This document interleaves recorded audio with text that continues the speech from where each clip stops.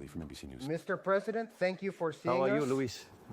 It's a huge pleasure. Well, please. Thank you, Pablo. Thank you, Esteban, for being here. Well, we're going to chat about a lot of things, about the nearly 70 days of governance, about the Pope, if it convinced you, to you, if you convinced him, if you evangelized him or not, about Cristina. These are the notes. We'll develop it later from the answer. What do you give her after your analysis to the former vice president or vice president? But let's start with the most current 20.6% inflation. What does it mean? First of all, if one takes the number just like that, alone and isolated, it seems truly dreadful, which it indeed is. The thing is, we need to look at where we were and what is the trend. We can never forget the legacy we received. Let's remember that in the first week, in December, the inflation was running at 1% per day, which was equivalent to 3,700% annually. When entering the second week, inflation was running at 7,500% annually. In fact, we were saying that we were on the way to 15,000% inflation with the Rio, to the one that was accelerating. And indeed, if you look at the wholesale prices, they are usually ahead of the retail prices. Okay, 54%, that's 17,000 a year. Thus, the economy was traveling on that path. In December, just a few days after taking office, we didn't do it earlier because there was an issue. They weren't ready for the central bank people. If we hadn't done it on the first day, we launched a hyper-orthodox stabilization program with a strong fiscal adjustment of 5% of the GDP to balance the treasury, with a process to clean up the central bank's balance sheet to tackle the 10 points of quasi-fiscal deficit, and in turn a clarification of the exchange market, which in fact, when you take it at the level that was the exchange rate, with the country tax hypothesis, the gap virtually disappeared. Given this situation, we also began to make significant public spending cuts. We have laid off 50,000 public employees. There are 10,000 contracts that expired and were not renewed. We eliminated 200,000 social programs given irregularly. We reduced 98% of discretionary transfers to the provinces, and at the same time also, another thing we did was to eliminate public works, which are a huge source of corruption.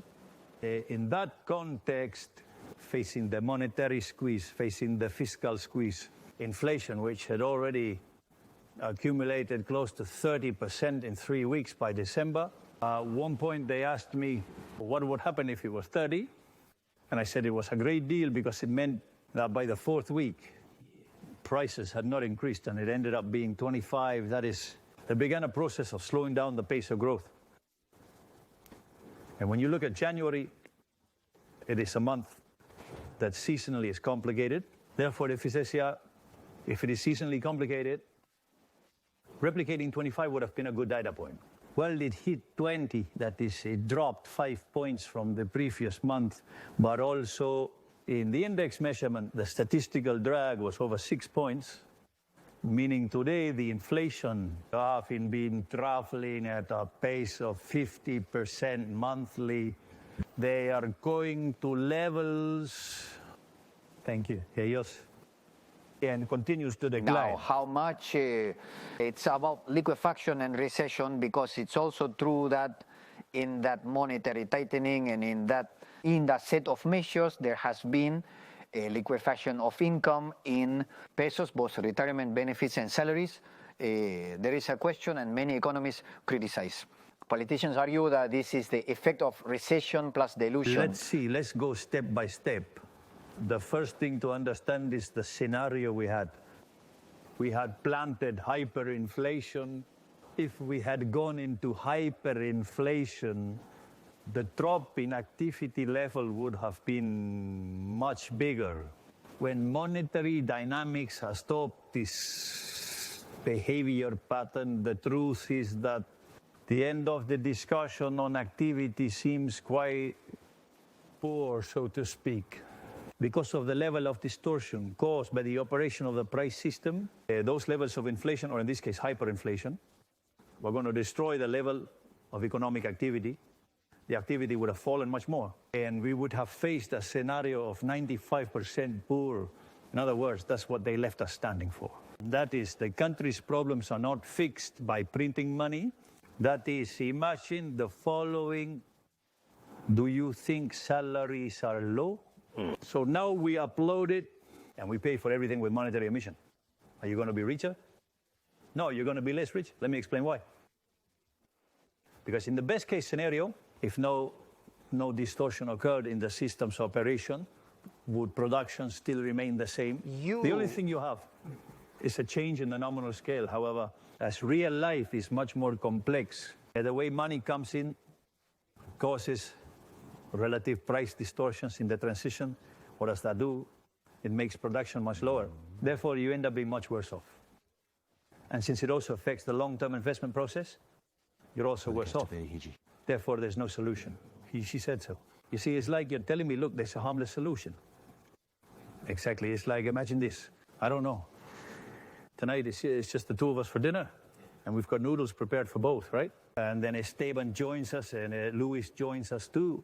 So I take the noodles, put them in the photocopier, and print 2 sheets of noodles. I don't think I'll be very happy. We still have 2 plates of noodles, you know? So within, keep going. For those of us who are older, let's say I have seen larger bills. Were we millionaires for having those bigger bills? No, it was a nominal scale issue. And it seems to me that in that sense, the damage inflation has caused to Argentina is tremendous. But besides, if one wanted to position themselves as the champion of progressivism, the champion of progressivism should be embracing Milton Friedman every day. Because there is no more regressive tax in the economy than the transaction tax. The inflation? So, if you truly are distressed and grieved for the most vulnerable, your policy must be to exterminate inflation. With this policy, with this slowdown in price, there is a slowdown in the inflation rate. Well, I'm setting up the projection in the sense that it's a finger when it speaks, when it can be predicted. Economics is not an exact science just because we use math. Gives credit to be considered an exact science. This is already proven by Argentine history and the economists who have The failed. obvious. Now, what you do know is that if you stop emitting, sooner or later you are going to exterminate inflation. Why? Even if Mrs. Cristina Fernandez de Kirchner does not like it, inflation is always and everywhere a monetary phenomenon that arises from there is an excess of supply and money, either because the supply increased or because the demand for money fell, or both at the same time. At first, I didn't know.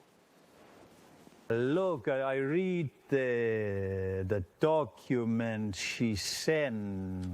Is this one yours by any chance? I'm not sure which camera this yellow one is. Yes, all the highlighted ones, everyone. Yes, the comments. Yes, it's mine. Yours. Yes, then I grabbed and modeled what she says. The straw man, Cristina. Yes, Javier. well, he said that like, but from my point of view, that model is wrong. Sure, and that model is the basis of Argentina's decline. For Cristina and Kirchner, what generates is inflation. It's the lack of dollars, and that's really precarious, conceptual and crude, which could have been understood in the 60s.